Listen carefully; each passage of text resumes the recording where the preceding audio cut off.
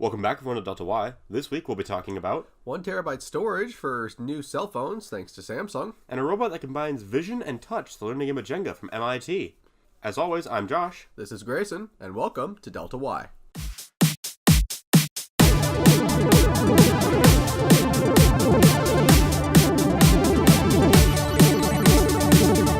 Alright, so the first article we're going to be talking about today is how Samsung is talking about potentially increasing storage for phones up to 1 terabyte. This comes to us from Tech Explorer. So Samsung is looking to make 1 terabyte storage for phones. This is going to be huge in any cell phone industry that exists currently on the market, because that's going to max out the potential for any new cell phones on the market as it stands. Yeah, this is really interesting because, I can't think of many phones that come with a terabyte of storage out the box. There might be a couple that I'm not aware of, but overall, I don't think that we have a lot. But this article is really interesting because it talks about how, there's two planes of thought here. 64 gigabytes is plenty if all you do is stream. But if you're like me, where I have terabytes upon terabytes of data of, GoPro footage and, papers and other audio files, you're going to run out of space really fast. So, the idea that, some people have just 8 gigabytes of storage in their phone still on old iPhones. Mm-hmm. But there's some of us, like, I have 128 gigs in my phone and it's full. Like, I think this is amazing that they're making it's a chip embedded in the phone. It's not external expansion. So people who have iPhones where they still don't support SD cards could have a terabyte of storage in their phone. Yeah, the like right now, the highest bit we can get so far I've seen is from iPhone SX Max. I mean, this is the most expensive option, but it's roughly $1,500 for 512 gigabytes. And with the terabyte, as it's introduced, it's definitely going to be expensive, but once we start expanding it to 2, then 4, then 8 terabytes of storage, we might be able to see that price decrease to something like what we saw with the original iPhone 4. Yeah, storage isn't really that expensive anymore. You can get 128 gigabyte SD cards for $20 to $30 that are, class 10 approved extreme cards. And it's like, that's incredible to me. And then, like, you can get terabytes of storage you can get a 4 terabyte internal hard drive for a desktop for, I think, like a little over $100 nowadays. Yeah, that is insane. Just in general, how much both the semiconductor and the materials industry have worked to pack more and more and more storage into a smaller and smaller area. My dad has an USB key at home, like USB stick, and it was revolutionary in the early 2000s. It's 128 megabytes. Oh, jeez. And it's like it's a normal size USB stick, and it's like, that's ridiculous on how large things were. Back in the 80s, to get 512 megabytes of storage, it took a room of storage space. Yeah, in the 70s and 80s, and nowadays we're packing a terabyte of storage data into something that is roughly what should be smaller than the original floppy disks. Well, obviously this is going to be smaller because yeah. It looks like the kind of memory chip that you'd see on an iPhone, even from what I've seen. It's looking really interesting so far. Storage is probably like the number one spec that people want to expand upon besides computational power and faster speeds. Oh yeah, the two things I always look for in a phone is, I don't really look at cameras because they're all kind of really good nowadays. You can always make them good. You can always get another camera, but like, you need RAM and storage. That is how you run a phone. Everything else is built upon that. And that's the thing that it's really important. So if we can take our step here for higher storage, we have, obviously memory in terms of RAM memory increases, year by year. That always is faster. They're always putting more into phones. I think they're at some phones have 16 gigabytes of internal memory for their actual, I don't know how to explain this, memory in terms of, memory modules to run the phone, not memory in terms of storage. Yeah, this is actually really interesting for the article. The article itself actually details how Samsung also envisions a higher storage capacity that it will enable smartphones to function more like a traditional PC. Definitely, because you could put like a bigger OS on it. Essentially, you could run a better OS on a phone. Yeah, Windows 10 on a Samsung Galaxy Note. How big is Windows 10? It's like It's a couple gigabytes. It's like 10 gigabytes, isn't it?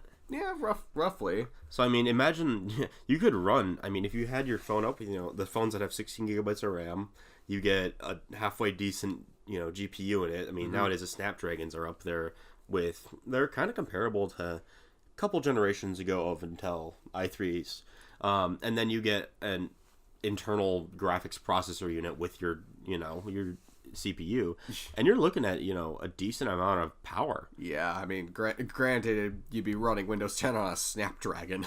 Well, yeah, it could be worse. Could be worse. You could be running it on an old Intel chip. I've tried that before. It's not fun. No. Oh, jeez. Windows is 10 gigs. Let's see. I think it was about 10 gigs. You're indexing it on your computer. I'm actually right now seeing how big the Windows file is on my computer to see how close I up. It's still going. It's looking like it's going. Probably, I'm guessing probably around 20 gig. Oh no. Well, this is also storage on my computer, so. Oh, true. I mean. Well, just the Windows file alone would be enough to see what that is. Exactly, but I mean. It should be enough to. I mean, it's theoretically having a terabyte in your phone, you could run anything you wanted on it. Or you could put big things on it. I mean, think about like games nowadays on Steam. You're looking at 60 gigabytes for a lot of AAA titles. Yeah. So you could actually theoretically put bigger games on a phone and use a phone as a mobile gaming platform. I mean, you could, because most of those are like what? You said 60 gigabytes, and then 1,000 gigabytes from 1 terabyte. You'd still have enough for an operating system, a bunch of photos, maybe a bunch of music as well, and then other games that you have on there. I mean, then after we improve memory, we'd also be able to improve computational power from that, and that would basically make that a not that it wasn't already, but comparable now in terms of computation and storage. We can start to scale up to the point where we have a mobile computer. I mean, if you want to think about this, they give a good explanation on how, versus speed and efficient, like storage size. So this kind of storage that they're working on is 10 times the speed of a typical micro SD card. So that'd be like probably not class 10, because not everyone buys like full out SD cards like some of us do. What's class 10? I don't it's know. So I have class 10 U3. I think that's what they're designated as, and they're the fastest write speed you can get. Which is what? I'm not even sure what the write speed is. It's tucked away somewhere over there. Because I remember seeing something about a terabyte SD card coming from Samsung, and the read-write speed on that was like 93 megabytes a second. Is it faster than that? It should be about that. But I could believe that because if you think about it, I mean, they're talking about full-size SD cards for that one, which are huge by today's standards. I mean, these internal storages are tiny. They're like the size of an SD card, or micro SD card, even smaller. But the weird thing is, if you think about this, a terabyte, so a usual 64 gigabyte phone you'd get could store 13 10-minute 4K videos. A terabyte one can store 260 10-minute 4K videos. That is a ridiculous upsize. I mean, it's such a big jump. It's just hard to fathom. That is crazy. I can't actually imagine how much it's going to impact the industry in general. That's going to be... Well, it's not just smartphones. It's, robotics, manufacturing, everything that uses memory, even computers. You could then, I mean, if you're using that kind of smartphone size memory, you could go away with those big, like a 2.5-inch SSD, or even, M.2, and you could put 4 terabytes in an M.2 card. Yeah, I mean that, or then we could probably scale that up to RAM. Although I'm pretty sure no one's going to be using a terabyte of RAM besides supercomputers. Yeah, exactly. But I mean, 10 years down the road, we don't know what we'll see. Obviously, the pace of technology expansion's been a little bit wavering the past couple years. We haven't seen that doubling. No, because Moore's law is starting to break down a fair bit, because we've actually gotten to the point where we're modifying actual atoms. Yeah, like Intel doesn't really put out new stuff every year. They put out a modification. Same with like NVIDIA and everyone. But I think that 10 years down the line, we'll be seeing something, with super high amounts of RAM, super high storage. It'll just be a scaled up version of what we have now, if we don't break into more of the quantum computing realm in a more consumer base. What I'd like to see is a quantum computing computer, or that sounds weird, like a quantum computer that's smaller than what the computers we've had in like the 1980s or so, like the room size ones. The rooms, like if we can get a quantum computer down to, heck, I'd say even like the size of a fridge, I'd be optimistic about the future for quantum computing in general, because that's supposed to be faster, right? Yes, very much so faster. But the trick is with quantum computing, it's not the chip or anything like that that's the problem for size. It's the cryogenics. Exactly. Because they have to keep it so cold that cooling is just... That takes up 10 times the amount of space the actual quantum computer does itself. Yeah. Even though the quantum chip's like the size of my phone. Like, the quantum chip itself is tiny, but then you have everything on top of it to keep it cool. Yeah. They look ridiculous. When you look at the internals of them, you're like, it's a huge funnel, like it's a step funnel type thing, where they just cool. That's all they're doing is cooling it and powering it. But it's like, it's so ridiculous to look at the most incredible heat sinks in the world. Yeah. Anyway. Well, we're going to have to definitely watch out for this one and see what kind of improvements come from Samsung, and hopefully this chip reaches the market sometime soon. I know that the article kind of mentioned that a little bit, but we're going to definitely keep an eye on this one. Josh, we're about the S9 now, so probably by... Well, if they keep their current naming, it'd be like S12. Maybe we could see this come out. Maybe the S11, S10. I don't know. I'd venture a guess and say that we might even see it with their next Note, because they hint at probably seeing it very soon. Yeah, so I'd say by 2020, maybe 2021 at the latest, we'd see this chip becoming more commonplace. Marketable. Yeah. Exactly. All right. I think it's about time we move on to our next article, which is a robot from MIT that uses vision and touch, and that they program it to learn Jenga. So the basis here is that, robots have existed with touch sensors for a long time. But MIT's idea is here that if you can create a robot that has visual sensors along with force sensors, you're allowing it to grab something and watch itself grab the thing to make sure it's grabbing it quickly. So their idea here is that they gave a robot a soft-prone, force sensing hand and a camera. So it uses that, and in Jenga is what they're doing. This is how they're testing it, but they're going to scale this up for manufacturing eventually. But in Jenga, what it does is it sees the tower and it can feel individual blocks. And it's really cool because what it does is it plays like a human. It pushes against a block. It takes in the visual and tactile feedback from the camera and the hand. It compares the measurements to moves that the robot had previously done, either in that game or before. And then it decides as it's pulling the block if it should continue pulling or not, based on the amount of force with the way the tower is moving, any shifts in it, anything that's moving. So essentially, this thing's taking thousands and thousands of measurements to decide, do I pull this Jenga block out or not? That's crazy. And it's super accurate and super, I shouldn't say gentle, but it's precise enough where it's not crushing anything. Yeah, because that was... I'm just trying to think of how we could apply this to something like prosthetics, for example, because with... prosthetics, you often need that control and that feedback loop to make sure that a hand doesn't crush an egg. Yeah. And that is...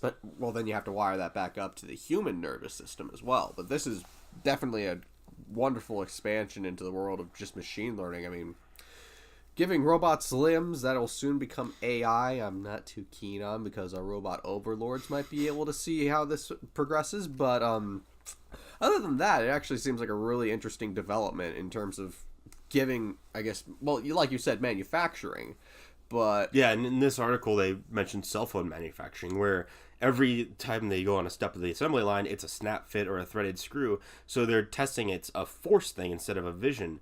But if they incorporated vision, they could more accurately adjust these screws, put these components together, and you'd have less waste. Yeah, I mean, with that as well, I mean, you could also use these force sensors that they've developed as well for telepresence. Kind of have a guy that has a glove or two gloves that basically presses down on each finger or each hand, basically, and try and use basically tactile Feeling. Yeah, basically produces a tactile feeling proportional to the force that it's experiencing on the sensor itself. Yeah, and I mean, this robot's interesting because, a traditional robot that they would program would look at the tower, make thousands and thousands of computations, and then play.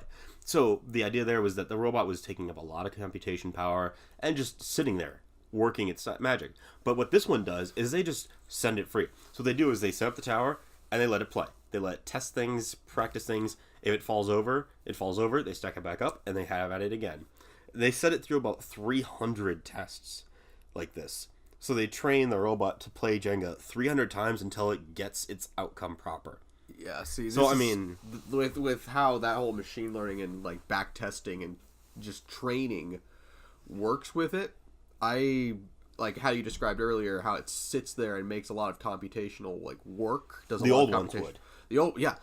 I'm kind of drawing a little bit of a parallel in my mind to Big Blue and AlphaGo.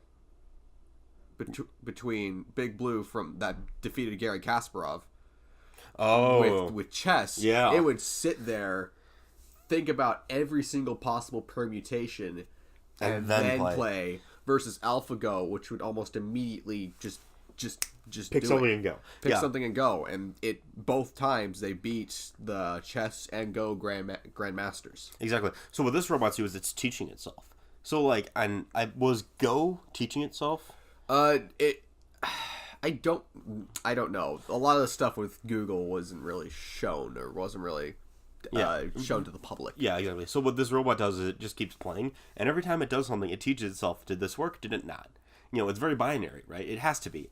But what this does is as you stack up these binary thoughts, it's going to create a very, fluid way to play the game where it could look at the tower, poke a couple of bricks, decide which one to pull it, and if it worked, it checks that off in the system. Like, hey, this works, do it again.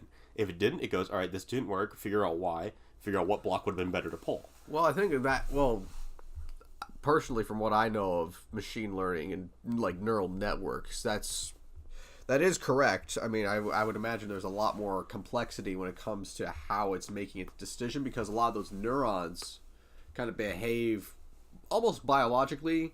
If we take it from a mathematical sense, it's based on confidence, or at least that's the most simplified way I could possibly explain it without going into complete machine learning theory.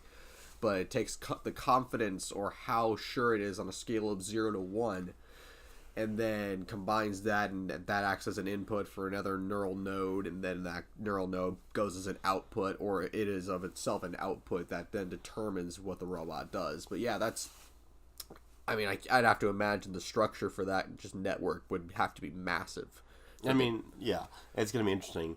And the cool thing here is that, like, this isn't, in this sense, it's not far behind humans. I mean, the amount of times, like, the amount of blocks a human can move versus the amount of things that this robot can move was about the same, they found. Like, the robot was just as good as people at playing Jenga. But the weird thing is, like, this isn't, like, Jenga is not, a mind game. Like, it's not a game where you're playing against someone. It's not like chess. It's a physics game. Well, it's a strategy physics game. So you're just fighting nature. So these robots aren't, having to fight against humans in this. They're just going, all right, what is going to happen given the force of gravity, the force of the, tensile, like, everything in the tower. I'm not even going to try to explain it because I'm not a mechanical engineer. But it's like, what kind of forces are exerted in the tower, and how can I counteract them? Which is really interesting because, like, that is high-level machine learning. Well, because then you've got two different systems. You got the first system, which is analyzing the Jenga tower and what blocks have been moved and which one it could possibly move, and then it's got the other part of the machine that's like reading and sensing and checking out what it's actually feeling and moving. Yeah, it's ridiculously cool. Well, it's MIT, so of course it's going to be ridiculous, and of course it's going to be cool. Yeah, I mean, obviously this is something to watch because this could pop up in manufacturing. I think in a couple of years we'll see this in cell phone manufacturing and such, where they add more cameras in the line to watch to see what the robots are doing. Because if they add more tactile sensors, you could have it snap a phone together. But if it doesn't snap all the way, a normal robot wouldn't know. It would feel that, but one with feelings and vision would see that. It would see that mistake, it would pull it off, snap it together, and pop it back in line. I mean, you can kind of almost imagine a phone being sent down a conveyor belt to a point where there's a robot with kind of a like an XY plane in terms of how it can move, and then a Z actuator that pushes down on it with that force, like that force detector, and presses certain areas of the phone to check if it's actually level or not. And if it's not level, it gets sent back and fixed and checked for manufacturing errors. Yeah, I mean, this just has a lot of implications. How many things you could do with this technology. You could do. I don't know how you'd implement this in prosthetics. That'd be a little tricky because prosthetics are controlled ultimately by the person. Well, not the I meant just the force sensor. I didn't mean the. Oh yeah, no. Thing. The ideas, the technology behind it. Yeah, definitely. Because I mean that would prosthetics and then expand that out to robotics, because prosthetics or robotics is just prosthetics without the human. Yeah, exactly. But there's a lot of, implications for this, and we'll have to see where this goes. I think we're a couple years out before this becomes a little more, refined. Usable, almost. Exactly. Yeah, usable. So, this is definitely something to watch. But for this week, I think that's, a good place to stop on this one because, that's definitely an interesting one to end on. Yeah. As always, I'm Josh. This is Grayson. And this is Delta Y. Thank you for listening. Stay creative, and we will see you next time. And be sure, we're going to link below our social links and along with the article links, so feel free to give them a read, give us your thoughts down below, and let us know how you did. Thank you so much.